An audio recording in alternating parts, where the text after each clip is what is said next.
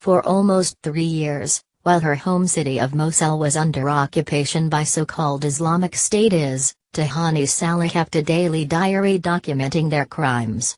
Tahani, now 27, filled almost 500 pages with her experiences and those of her family and friends, as well as her hopes and dreams for the time when IS would be defeated.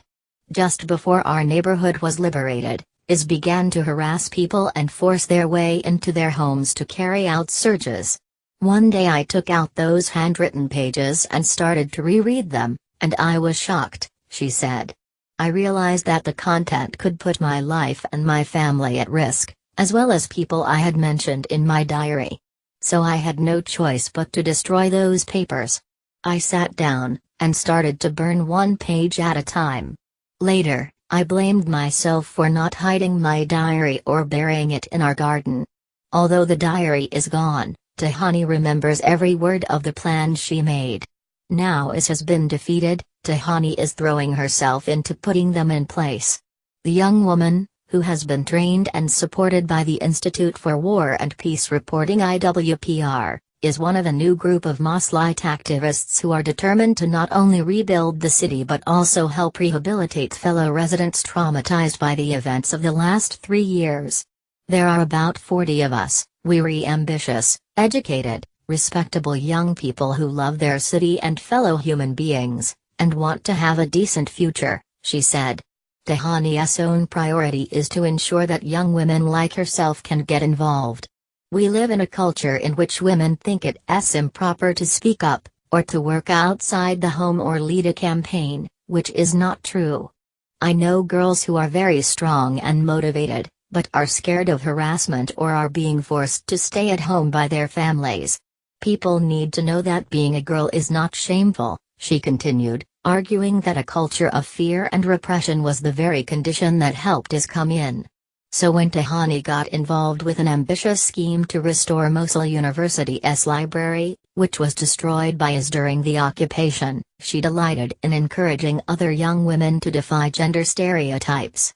Herself one of the first to enter the bombed-out library, she remembers seeing a boy approaching a girl carrying 5 or 6 heavy books. He said, "No, you don't have to carry that much. It is too heavy for you, just carry what you can." She said, "Of course I can carry the books, I've come to do just that. Please do your work and carry books, and I'll carry mine." Tahani also put together a football tournament for the library project as volunteers, initially forming one for men and one for women, before deciding this looked too much like gender segregation. To her colleagues' astonishment, she mixed the teams together, an unprecedented move that proved successful. The next day, they brought the ball, and said, "Let us play again." So we did.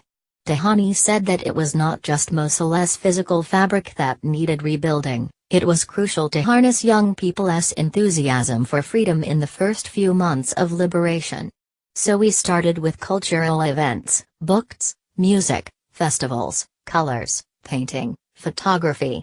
We wanted to draw media attention to Mosul so that a young person could see his or her image on a global platform and admire themselves and realize their value. Tahani organized the first concert in the city after IS defeat, with live music played in front of the university campus. One of the girls took me by the hand and told me, "Tahani, this is the first time I feel really alive," she recalled.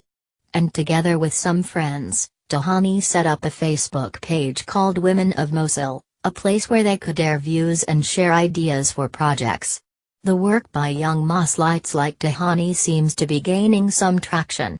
Last month, a day-long peace festival set up by other activists drew a crowd of 25,000 people to the city's main stadium. But Tahani said there was much more to be done, arguing that true success would come when women felt totally free to walk on the street without wearing hijab, or when a bar selling alcohol could function freely in the center of the city. Only then will I be reassured that the city has begun to truly accept everyone, and accept the world. That seems a long way away, given the conservative attitude still dominant in the city. Many fear that former IS supporters remain in the city, trying to blend into the civilian population. Tahani acknowledges that she has received threats over her activism, but refuses to be intimidated. "If I get scared, then I'll have to return to just sitting at home, which I want to accept. There's no way I will go back to that and forget all my hopes and dreams, no matter the price." The Institute for War and Peace Reporting is a non-profit organization which supports local reporters, citizen journalists and civil society activists in 36 countries in conflict, crisis and transition around the world.